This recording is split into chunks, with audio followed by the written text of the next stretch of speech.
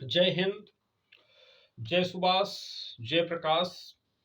कुछ खबरों के साथ आपके बीच में हाजिर हो गया इंद्र प्रकाश। खबर आज चौधरी चरण सिंह की जयंती है।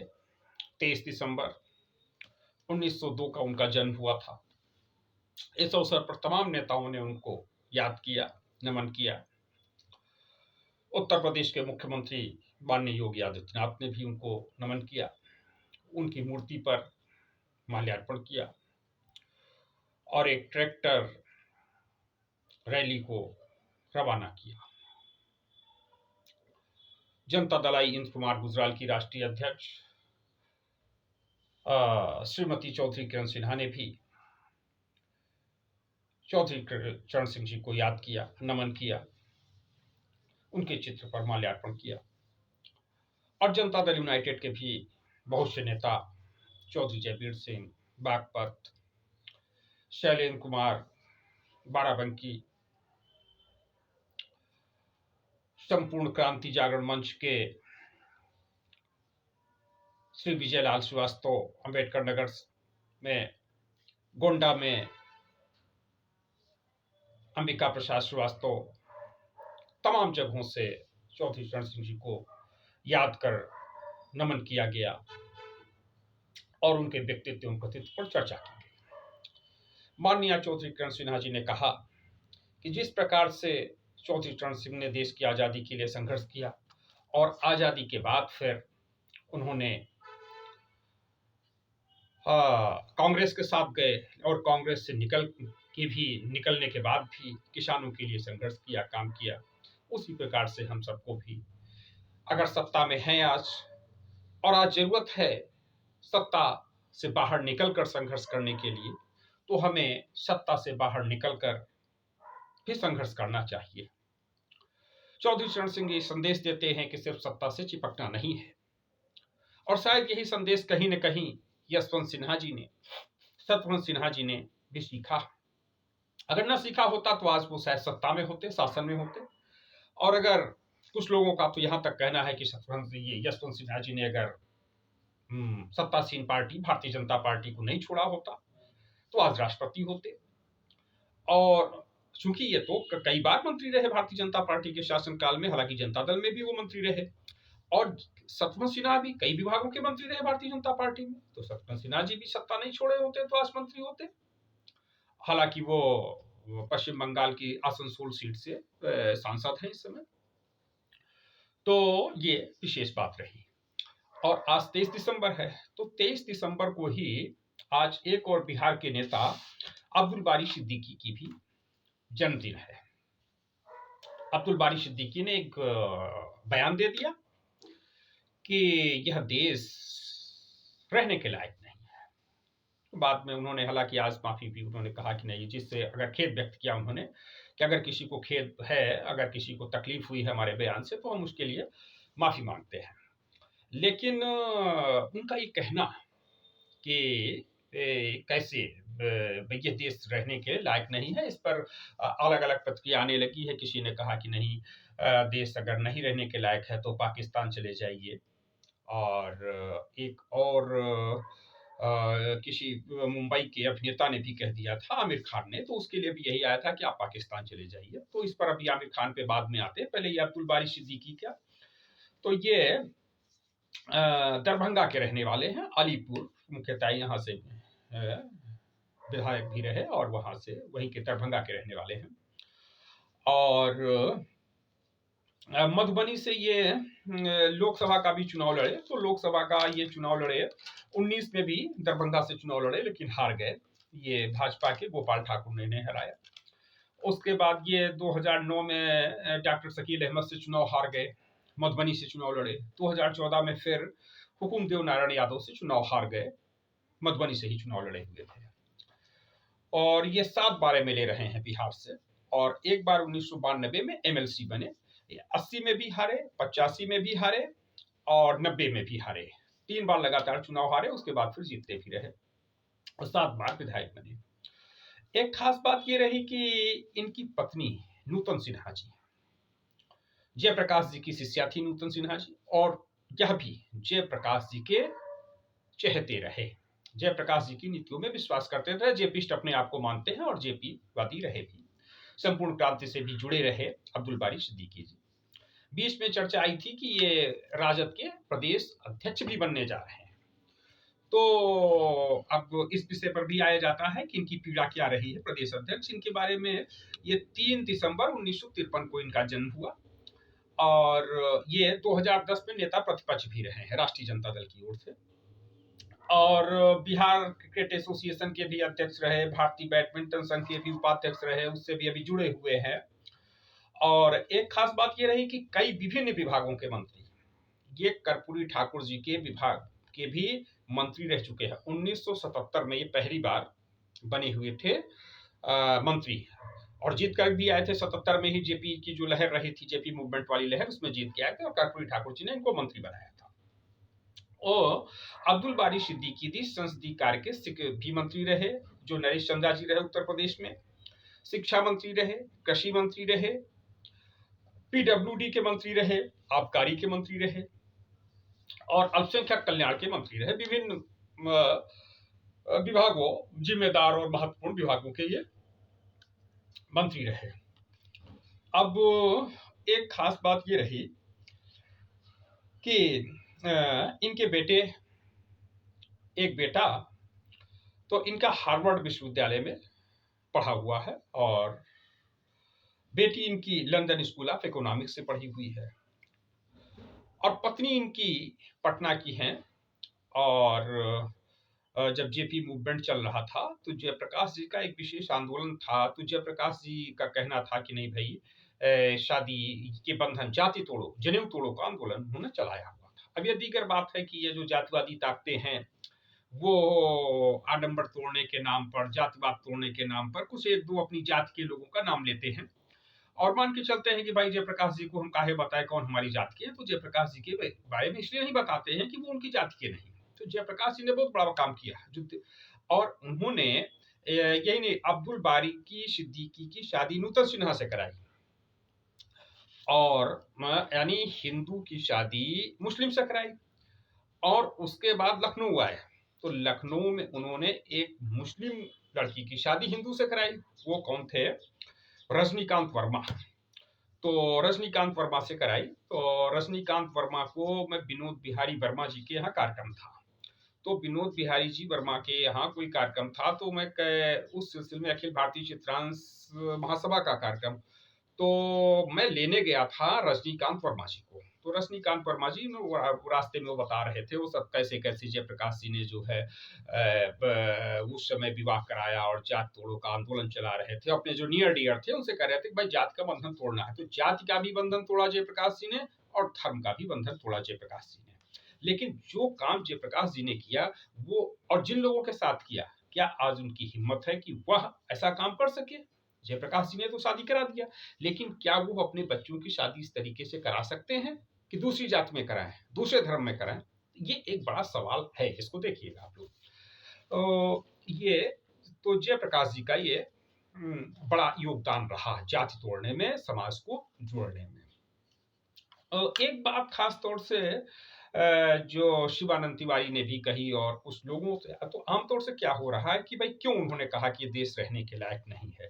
तो कुछ लोग कह रहे हैं कि भाई इसमें जो है मुस्लिम है और मुस्लिम और हिंदू का पक्ष जोड़ रहे हैं। तो ये भी पक्ष आ रहा है कि भाई मुस्लिम डरा हुआ है, दबा हुआ है, शहमा हुआ है, तो इस नाते उसके साथ तो ऐसी घटनाएं हो रही हैं।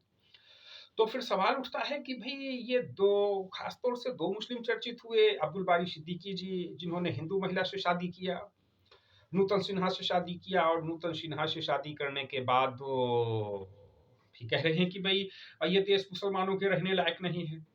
और आमिर खान ने ये बात कही थी कि ये देश मुसलमानों के रहने लायक नहीं है। उन्होंने 2 शादियां किया, एक शादी किया रीना दत्ता से और दूसरी शादी किया किरण राव से। तो आमिर खान ने जो पहली शादी किया रीना दत्ता से वो 1986 में किया और 16 साल ये शादी चली, उसके बाद टूट गई। और दूसरी शादी आमिर खान ने किया किरण राव से, ये शादी किया 2005 में, और ये भी शादी इनकी 15 साल चली। तो अब ये है कि और उसके बाद जो है अभी 2 साल पहले फिर उनसे भी जो है तलाक हो गया। तो अब ये बात तो कैसे हो रही है कि ये बात वही लोग कह रहे हैं जो हिंदू लड़की से शादी भी कर रहे हैं, और एक शादी नहीं, आमिर खान जैसे लोग दो दो शादी कर रहे हैं, उसके बाद डर रहे हैं, सहम रहे हैं। तो मैं इस बात को समझ पा रहा हूँ, मैं बेहतर समझ पा रहा हूँ कि इनका डरना स्वाभाविक है। उसके दो कारण हैं। तो अब्दुल बारी सिद्दीकी के बारे में पहले बात कर लेते हैं कि उनका डरना इसलिए स्वाभाविक है कि वो इतने बड़े बड़े महत्वपूर्ण पदों पर रहे। अभी प्रदेश अध्यक्ष बनने की बात आई तो प्रदेश अध्यक्ष उन्हें नहीं बनाया गया, फिर जगदानंद बन गए। तो उनकी पीड़ा शायद इसलिए नहीं है कि हिंदू का मसला है, किसी दूसरे का मसला मसला ये है कि जो इस देश में जबरदस्त यादववाद चल रहा है, यादववाद के सामने मुस्लिम भी नहीं सरवाइव कर पा रहा है। वो चाहे उत्तर प्रदेश हो चाहे बिहार हो, दोनों जगह पे जो है पता लगा चंद फीसदी, 20% वाला मुस्लिम पीछे चले, 1-2% वाला यादव आगे चलेगा, नेतृत्व यादव ही करेगा, मुख्यमंत्री यादव ही बनेगा, राष्ट्रीय अध्यक्ष यादव ही बनेगा। यह डर अब्दुल बारी सिद्दीकी का कि क्या यादव ही सब कुछ करेगा, मुख्यमंत्री अब आ रहा तेजस्वी के लिए कि फिर तेजस्वी मुख्यमंत्री बनने जा रहे हैं, तो यह डर बोल रहा है अब्दुल बारी सिद्दीकी का कि अब्दुल बारी सिद्दीकी एक मुसलमान होने के नाते प्रदेश अध्यक्ष नहीं बन पा रहा है, मुख्यमंत्री बनना तो बहुत दूर की कौड़ी है, और एक यादव फिर बना जा रहा मुख्यमंत्री। ये डर कम डर है, यादववाद का डर कम डर है, दुनिया के किसी भी आतंकवाद से बड़ा डर है ये यादववाद। तो इस पर क्यों नहीं चर्चा होती? यादववाद भी बड़ा डर है। आज भारतीय जनता पार्टी की सरकार क्यों बनी? वो चाहे यूपी में इतनी बड़ी सरकार बनी, बिहार में इसको बल मिला, वो यादववाद का डर था। जो यादववाद ने इतने अन्याय किए, अत्याचार किए, अपमानजनक घटनाएं की, इस नाते लोग डरे हुए हैं, सहमे हुए हैं। तो डरे और सहमे के कारण वो यादववाद से बचना चाह रहे हैं, तो बच करके भाजपा में जा रहे हैं। तो कहीं इनका मसला यही है कि भाई इस देश, अब वो खुल कर नहीं कह पा रहे हैं क्योंकि उसी पार्टी में है, तो इस नाते कैसे कहें कि भाई हम यहाँ पे तो प्रदेश अध्यक्ष भी नहीं बन पाए, हम कभी मुख्यमंत्री नहीं बन पाएंगे। मैंने बताया ना कि इतने इतने विभागों के वो चाहे आबकारी का हो, चाहे अल्पसंख्यक कल्याण का हो, चाहे शिक्षा का हो, चाहे कृषि का हो, चाहे लोक निर्माण का हो, चाहे संसदीय कार्य का हो, अब इतने महत्वपूर्ण विभागों में जो व्यक्ति कार्य कर चुका हो और उसके सामने कौन आ रहा है, 9th फेल लड़का मुख्यमंत्री बनने के लिए, तो कैसे? तो उनको उनका डरना स्वाभाविक है। एक तो ये पक्ष है। दूसरा पक्ष क्या है? दूसरा पक्ष ये जो है कि भाई एक आप लोग कहते हैं कि भाई मुस्लिम पक्ष है, महिलाओं का कितना सम्मान होता है, 3 बार तलाक तलाक बोला, हटाया, समस्या हट गई, तलाक तलाक तलाक, समस्या हट गई। हिंदुत्व में क्या हो गया कि जो हिंदू महिलाएं हैं, तो हिंदू महिलाएं तो दुर्गा जी कही जाती है। अब दुर्गा जी तो भाई दुर्गा जी हैं, तो दुर्गा जी तो शेर पे सवार होती हैं। तो जब दुर्गा जी शेर पे सवार हो जाती है, मेरा अपना अनुभव है, अपना, इन लोगों के लिए हो सकता है इनका भी ऐसा हो, तो महिलाएं जिस तरीके से इन पर जो इनको डांटती हूँ, डपटती हूँ, मारती हूँ, पीटती हूँ, इनको सही रास्ते पे लाने का प्रयास करती, जो भी, उससे ये डर जाते हो, उससे ये कहते हो कि भाई अब हमको तो जो है बड़ा रहने के लायक नहीं है। क्योंकि आमिर खान की बात, दो दो शादियां किया, दो दो शादी किया, रीना दत्ता से पहली शादी किया, दूसरा किरण राव से किया। रीना दत्ता से 2 बच्चे हुए, जुनैद खान और इरा खान। उसके बाद फिर किरण राव के साथ जो शादी किया, उससे एक बच्चा हुआ, आजाद राव खान, और वो भी सरोगेसी सिस्टम से। ये किरण राव और आमिर खान माता पिता बने।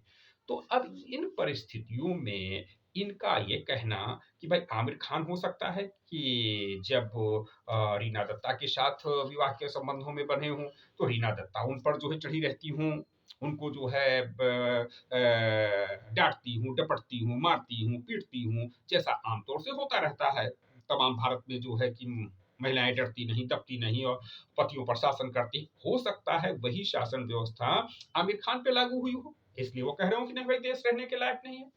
हो सकता है वही जो है स्थिति ये अब्दुल बारी सिद्दीकी पर भी लागू हुआ हो, मैडम नूतन सिन्हा।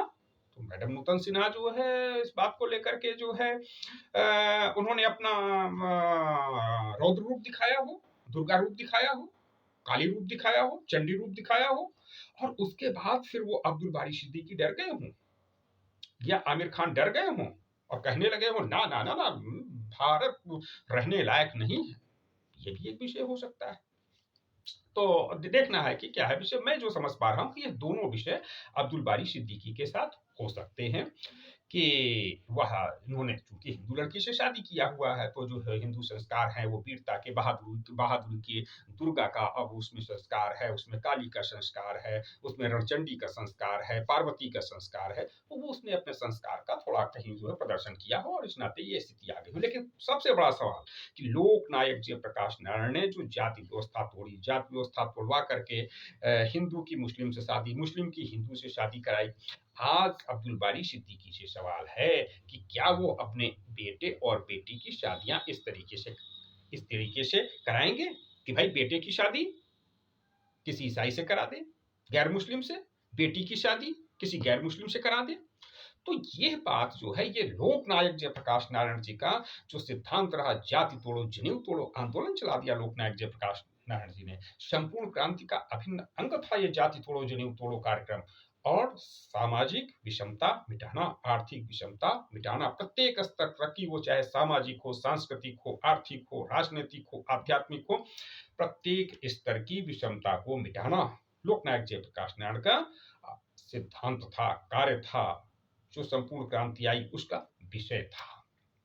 और ये विषय है, देखना है आगे इसमें क्या होना है। इसमें राजनीति होगी और सियासत चलती रहेगी, सियासत चलना चाहिए, लेकिन यही सियासत अगर शिक्षा के लिए हो, सबको शिक्षा मिले, सबको चिकित्सा मिले, सबको रोजगार मिले।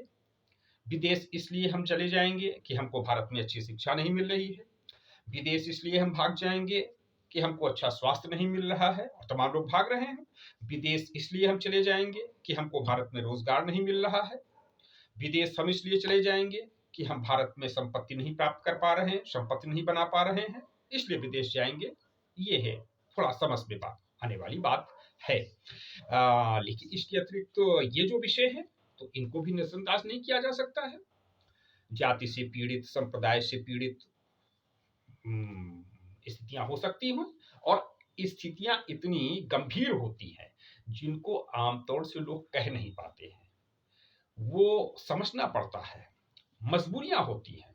कहने के बाद भी व्यक्ति सुरक्षित रहेगा कि नहीं रहेगा। बहादुर सोनकर, तमाम लोग, चूंकि बहादुर सोनकर 2009 का लोकसभा चुनाव हो रहा था, उसने लेटर लिखे और ये सब कि हमारी हत्या हो जाएगी जौनपुर से, उसके बाद उसकी हत्या हो गई। तमाम ऐसे विषय आते। अभी बाराबंकी में एक लड़के की हत्या हुई, 18-19 साल का लड़का, तो उसके लिए उसने, उस जिन लोगों ने मारा, उसकी हत्या किया, उन्होंने इंस्टाग्राम पे रील बनाया, वो सब पूरा रील बना रहे थे वो ऐसे ऐसे कि हम तुमको मारेंगे, और बराबर धमकी दे रहे थे। वो पुलिस में शिकायत कर रहे थे, लेकिन कोई सुनवाई नहीं हुई। अभी लखनऊ, उत्तर प्रदेश की राजधानी लखनऊ के पारा से एक विषय आया, जिसमें एक महिला को ऊपर से फेंक दिया लड़के ने, वो भी हिंदू मुस्लिम का आया, हिंदू लड़की मुस्लिम लड़का, फेंक दिया। जब फेंक दिया तो उसके माँ बाप ने कहा लड़की ने कि हम तो थाना कृष्णानगर गए और 6 महीने से हम बात कर रहे थे, पुलिस से कह रहे थे, सब कह रहे थे, नहीं हो रहा। हमारा मसला यहाँ हिंदू मुस्लिम करने का नहीं है, हिंदू मुस्लिम बताने का नहीं है। चूंकि अखबारों में छपा, विषय आया, लड़का मुस्लिम लड़की हिंदू, इस पे कोहराम मचा, इस नाते वो याद रहे। हमारा विषय है कि कानून व्यवस्था की ओर इंगित करना है कि कानून व्यवस्था इस प्रकार से है कि सुनवाई नहीं हो रही है। तो यह केवल, ये ऐसा नहीं है कि इन लोगों के साथ भी हो सकता हो, जैसे उनका है कि भाई मैं इतना सब योग्य होते हुए भी राष्ट्रीय जनता दल का मैं प्रदेश अध्यक्ष नहीं बन पाया, मुख्यमंत्री नहीं बनने जा रहा हूँ, मुख्यमंत्री बनने वो जा रहे हैं।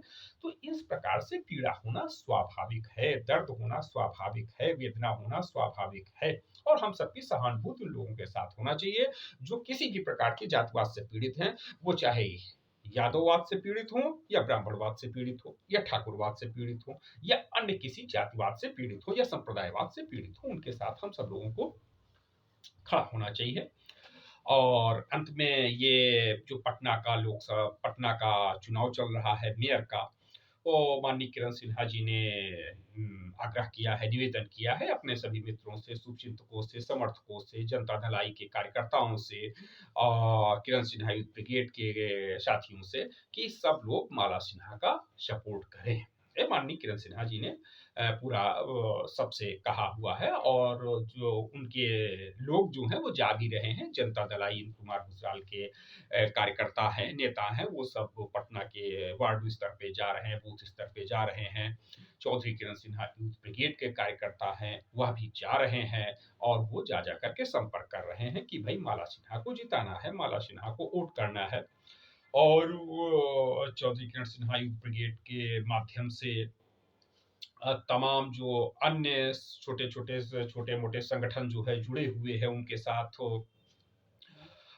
जिनको जो है बहुत बढ़ चढ़ कर के, माने जो पटना तक सीमित है, बाकी पूरे इलाके में है, या जो है किसी दूसरे अपने मोहल्ले में ही जनाधार है, इस प्रकार से जो 1500 लोग जिनके साथ में जुड़े हुए हैं, जिनकी सदस्य संख्या है, उन सबसे बातचीत करके जनता दल इंदु कुमार गुजराल के लोग और चौधरी किरण सिन्हा यूथ ब्रिगेड के लोग निरंतर प्रयास कर रहे हैं माला सिन्हा को जिताने के लिए। और माननीय किरण सिन्हा जी ने आह्वान ही कर दिया है कि आप सब लोग माला सिन्हा जी को जिताइए, पटना का मेयर बनाइए, और पटना के विकास में बड़ा योगदान होगा। तो ठीक है, इसी के साथ आप सभी को जय हिंद, जय संपूर्ण क्रांति, जय सुभाष। आप सभी को बहुत बहुत धन्यवाद।